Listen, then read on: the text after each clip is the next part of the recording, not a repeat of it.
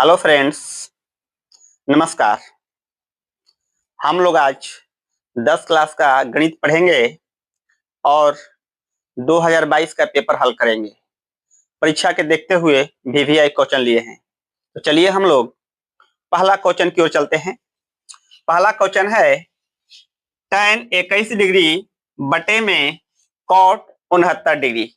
तो हम लोग पहला ऑप्शन है ए में 0 डिग्री, बी में 1, सी में -1, डी में 1/2। 1/2। तो चलिए हम लोग देखते हैं, हल करते हैं।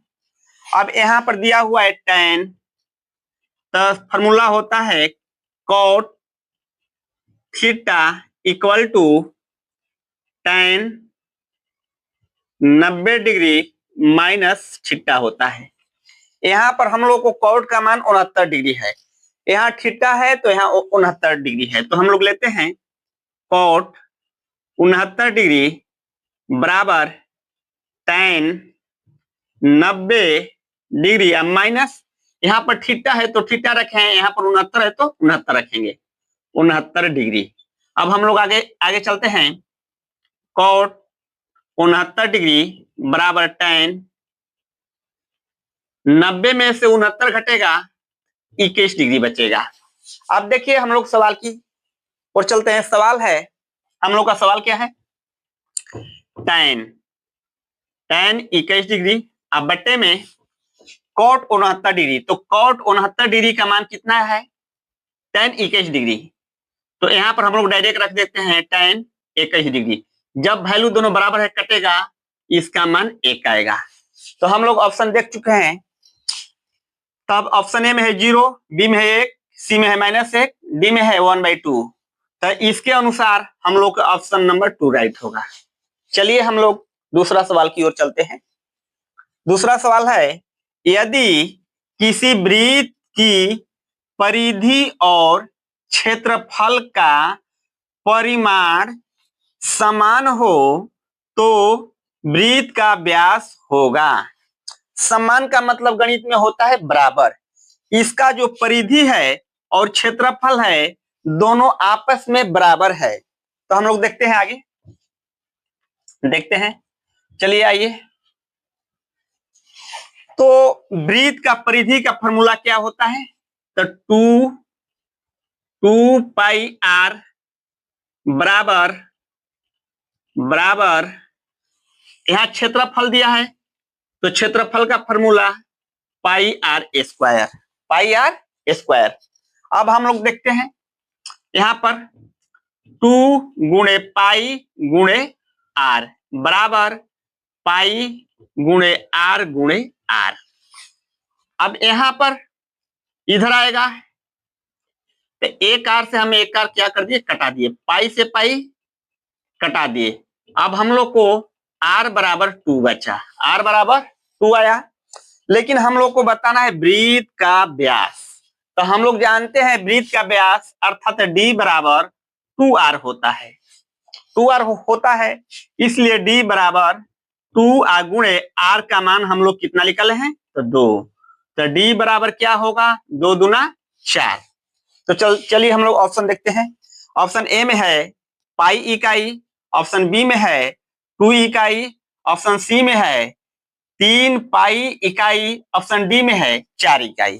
तो हम लोगों के ऑप्शन डी सही होगा। चलिए हम लोग अगले क्वेश्चन पर चलते हैं। क्वेश्चन नंबर 3 है। 3 में है, निम्न में कौन सी एक घटना की प्रायिकता नहीं हो सकती है। इसमें नहीं दिया है तो नहीं पर ध्यान देना होगा, नहीं वाला बताना है। तो हम आप लोग को कल वाले वीडियो में बताए होंगे, अगले डे वाले 0 और 1, इसका मतलब प्रायिकता का मान 0 से बड़ा और 1 से छोटा होता है। तो इसमें देखते हैं ऑप्शन ए में।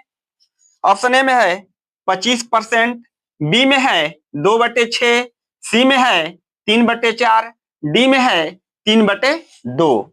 तो हम लोग देखते हैं। तो अब इसको प्रायिकता पहचानने का एक ही नियम है कि अंश वाला छोटा होगा, हर वाला बड़ा होगा। तो जिसमें हर बड़ा होगा अंश छोटा होगा वो अपरिक्ता होगा। तो अब देखिए यहाँ पर है 25%, ऑप्शन ए में है 25%। हम लोग 25% को लिखेंगे 25/100। 25/100 का मतलब है कि अंश छोटा है हर बड़ा है, यह अपरिक्ता है। तो ऑप्शन ए भी परिक्ता है, ऑप्शन बी भी परिक्ता है क्योंकि ऊपर जो अंश है 2 है और हर 6 है।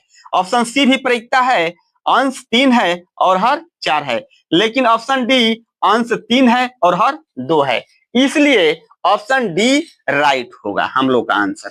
चलिए अगले क्वेश्चन पर चलते हैं। अगला क्वेश्चन है 4 नंबर। प्रथम 5 प्राकृत संख्याओं का माध्य है। तो प्राकृत संख्या, तो हम लोग गिनती की संख्या को प्राकृत संख्या कहते हैं। तो गिनती 1 से स्टार्ट होती है, लेकिन सवाल में दिया है 5 प्राकृत संख्या का क्या निकालना है, तो माध्य। तो हम लोग 5 तक को लिखा लेंगे।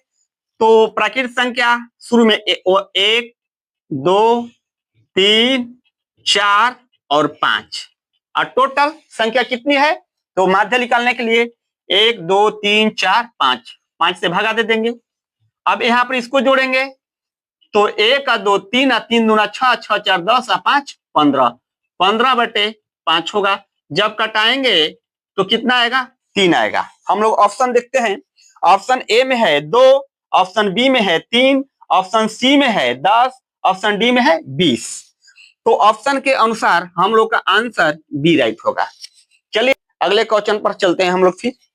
क्वेश्चन 5 है, ए भुजा वाली समबाहु त्रिभुज का क्षेत्रफल है। तो ऑप्शन ए में है a², ऑप्शन बी में है √3/2 a², ऑप्शन सी में है √3/4 a², ऑप्शन डी में है 1/2 a²। अब हम लोग जानते हैं कि समबाहु त्रिभुज का फॉर्मूला क्या होता है, तो √3/4 गुणे भुजा स्क्वायर। तो ऑप्शन के अनुसार हम लोग को आंसर नंबर सी सही होगा। चलिए वीडियो समाप्त करते हैं।